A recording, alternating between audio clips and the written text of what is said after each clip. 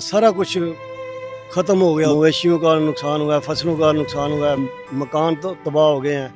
60-70 के करीब के गाँव हो गए जो जिनका बहुत ज़्यादा नुकसान हुआ है। अरबों का नुकसान बोले।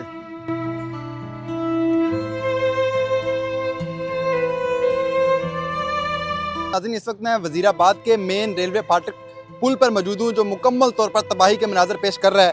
अगर मेरा कैमरामैन आपको दिखाए तो यहाँ पर दरियाए चनाब का ये पानी है। अभी भी इसकी जो पानी है वो ऊंचे दर्जे का देखा जा सकता है और यहाँ पर जो लोगों के घर थे, गाड़ियाँ, उनके मवेशी वो मुकम्मल तौर पर इस पानी में बह चुके हैं और लोगों का करोड़ों रुपए का नुकसान हो गया है। ये सामने जो आप मेरे घर देख रहे हैं, यहाँ पर लोग रहते थे, उनके साथ उनके माल मवेशी भी थे।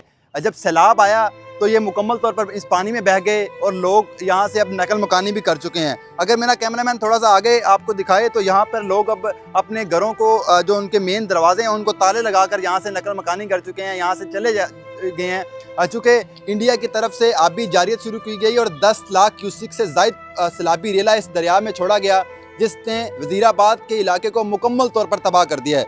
यहाँ पर कुछ यहाँ के इलाका मकीन मौजूद हैं, इनसे बात करते हैं। अस्सलाम वालेकुम। वालेकुम अस्सलाम। सर, क्या नाम है? जी शहबाज। मुझे बताएं, सैलाब आया, आप किधर थे उस वक्त? हमारी रिहायशी इधर से तकरीबन 10 किलोमीटर दूर है, तो पता तो चल जाता है ना। गवर्नमेंट की तरफ से भी ऐलान हो चुके थे कि अपना वार्निंग दे रहे थे बार बार कि ख़तरा है पानी का, लिहाजा अपना बंदोबस्त करें, माल मवेशी वो उनकी हिफाजत करें, दूर ले जाइए कहीं से यहाँ से।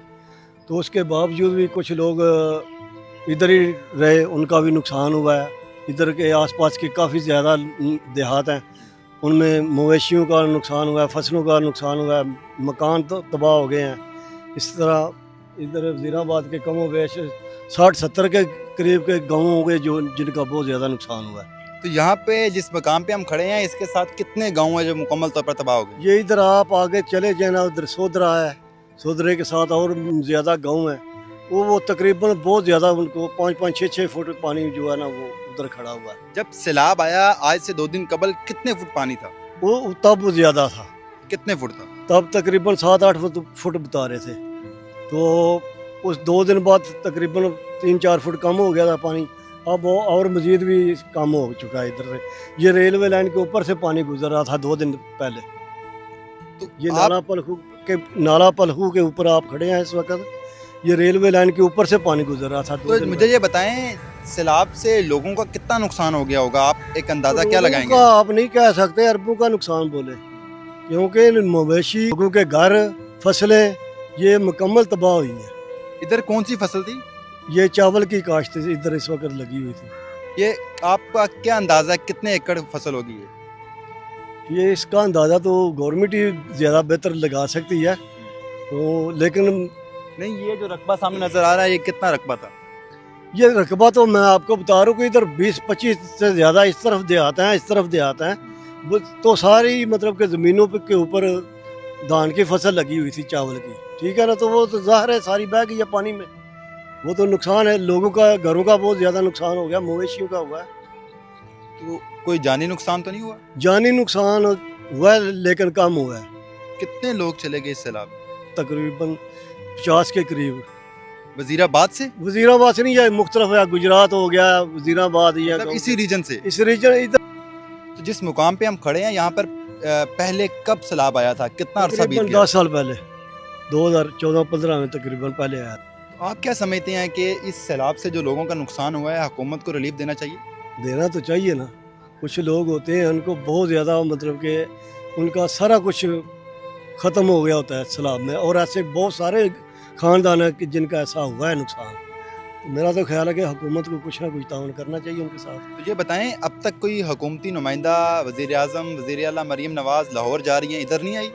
आज वज़ीर-ए-आज़म शहबाज शरीफ वज़ीराबाद का दौरा कर रहे हैं, तो मैं भी, मरीम नवाज़ भी साथ हूँ, वज़ीर-ए-आला आज वज़ीराबाद का दौरा है उनका।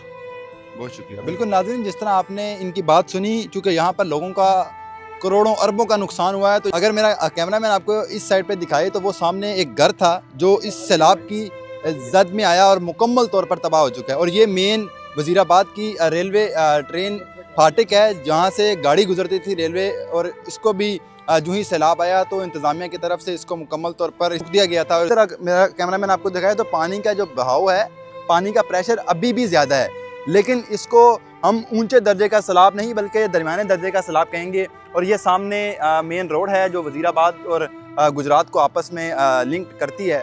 और वो सामने आप देख सकते हैं कि इस पुल के नीचे भी 2 जानवर वहाँ पर फंस चुके हैं और ये भी इसी सैलाब की जद में आए और वहाँ पर ये फंस चुके हैं। इसी तरह और भी कई ऐसे मवेशी थे जो इस सैलाब की जद में आए और इस दरियाए चनाब के इस सैलाबी रेले में बहकर चले गए। और लोगों का जो सालों साल से उन्होंने अपने जानवर बनाए, घर बनाए, सारा कुछ बह गया है।